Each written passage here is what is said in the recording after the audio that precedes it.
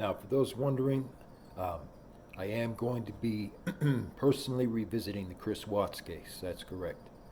Very shortly. But for right now, what's up next and what's on the docket that's very important, that's been being worked on and really has to go through a few different updates, is Summer Wells. It's a very important case. So thank you again. Look forward to it. So I'm pretty certain, folks, that there's going to be three parts to part two. Part two of the Summer Wells case, because this is a deep case, and what we have here is a very big person of interest and potential suspect. It's Ethan Wise, of course. I've never trusted the fact that, Ethan Wise, an older picture of Ethan Wise and so forth, is seen on Robin Lane's profile, which is pretty strange, to say the least, that she would do that in that kind of way. But there's a lot of questions that are, not yet answered, so to speak. And it's going to take a deep dive to get to the bottom of this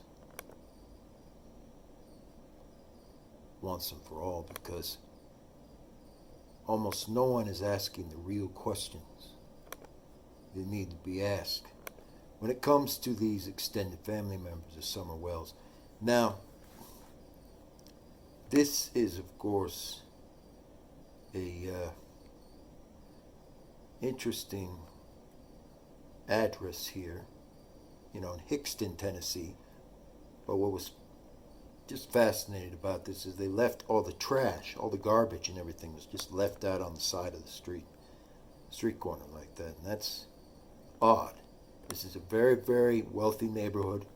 You normally would never see anything like that sort of spectacle, trash strewn out on the street corner, just laying out there for everybody to see it. Lots of debris, lots of, leaves from the trees, all these other things going on. But yet you do, and this is again in Chattanooga, Tennessee. And so, of course, this is right next to Robin Lane's home, essentially. And, it's a gated community. And I just find it interesting. Can't really go, all the way out there. Although it would be nice if you could, travel all the way into the property. But it kind of gives you some limitations. And that, understandably, I just don't trust it. And I'm not accusing Robin Lane of being a murderer or something else. But she certainly isn't running the local Audubon Club either, And she knows some important information, I would say, about how Summer Wells disappeared. That's the bottom line. She has important inside information. She has insight into this true crime and the mystery that it's really turned into. And, right at her house, she's very wealthy, so, it's just kind of odd that right at her house and at the street corner are these giant bags of trash all the time, just sitting there in piles and things right by the local area where they go in and out. And it is admittedly strange because she was apparently, the big story is, she was the school teacher who helped Summer in her schooling all the time. And she also, for whatever reason, knew Ethan Wise very well. She also knew Ethan Moyes, apparently. All right, just it's very curious. More to come. Still trying to determine and ascertain exactly what went on here, folks. This is very, very important when it comes to the Summerwells situation and the Summerwells case. This was near Harbor Master Drive, so it was at Sand Dunes Drive in Tennessee. This is one of the other areas that Robin Lane lived at. Interestingly enough, for sure. But more than that, there's vans that have been in this area a lot with tinted windows that are unmarked. Vans that clearly should not have ever come to this area. It's hard to say what was going on over here, but certainly some kind of cover-up has been in effect. And this ties and connects directly back to Ethan Moyes and Ethan Wise, for sure.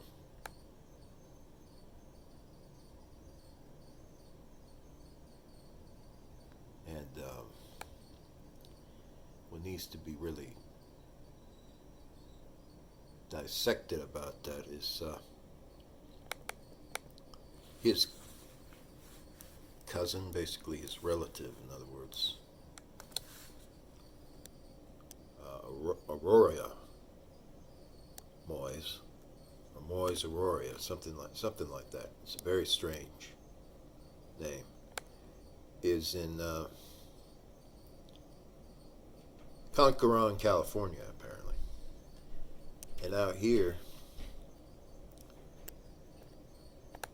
there is some activities going on that definitely are quite illegal.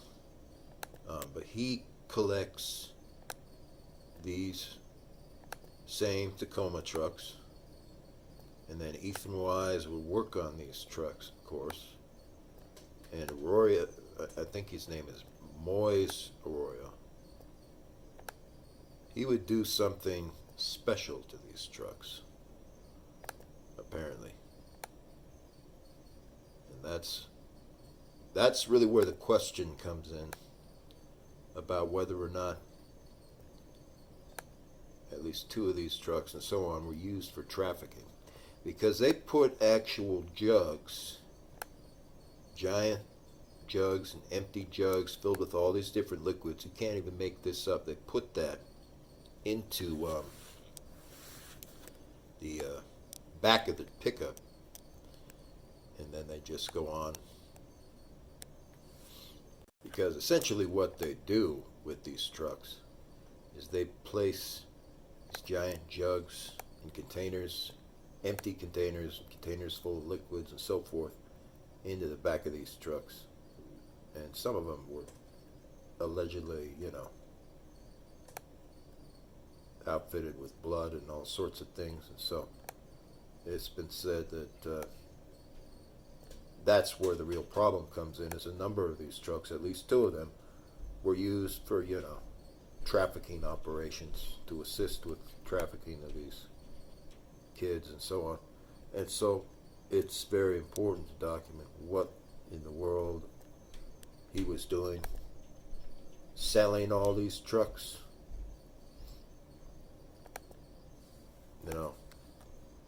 and he's been seen on video and elsewhere,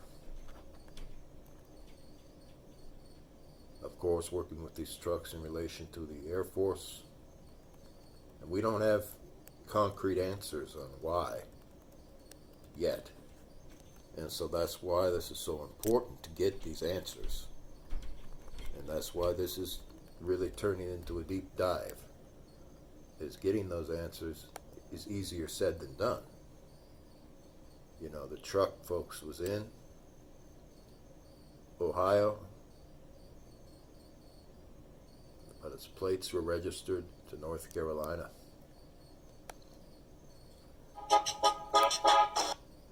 It's one of the trucks right there. And this guy here, was heavily involved with this. And specifically, his name is Moise Arroyo. There was something very significant going on there that definitely should not have been happening.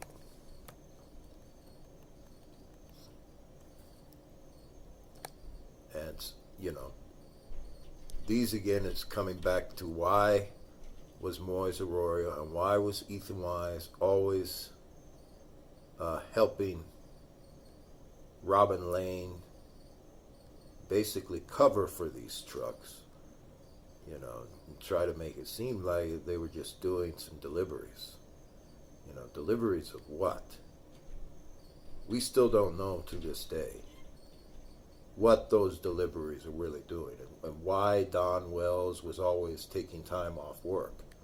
But I can tell you that Moise Arroyo, Ethan Wise, and his family were involved with directing these trucks all the time for the Branch Davidians. And so that's what we want to determine and find out. Now the authorities have a good amount of this information. They're still determining and finding out exactly how many trucks were involved and who was doing what.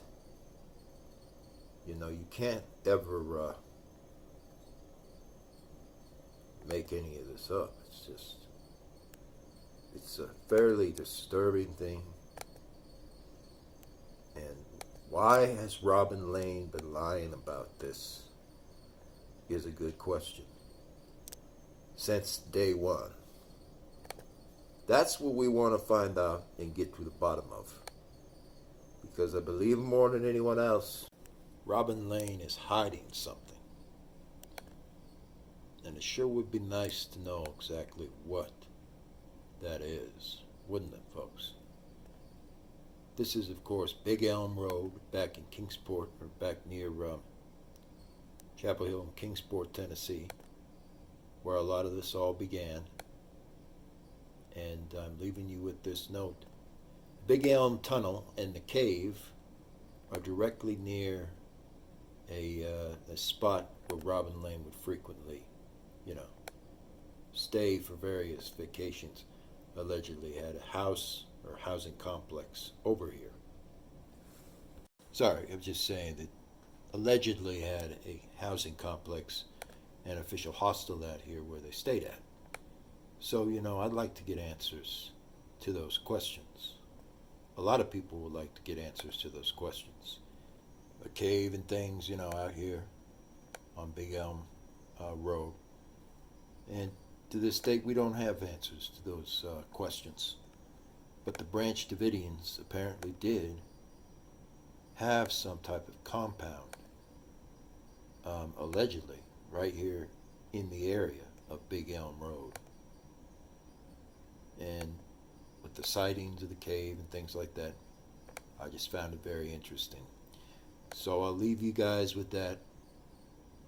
Merry Christmas. There's just much more that needs to really be covered. I have a feeling that Don was definitely not upfront about what was happening, but I also have a feeling that he was covering for Robin in some significant ways. I think the real story is yet to be told. And I certainly feel that someone like Ethan is capable of homicide, no question. There's no question about that. I don't know if he did it in this case in particular, but he's capable of it. And I believe 100% the evidence is dictated now he covered something up about it. And that's what matters, whether it's a little girl or a little boy like Vaughn. It's just as serious no matter who it's happening to. And so I want answers to those questions. And soon enough, folks, we are going to finally get those answers. Thank you.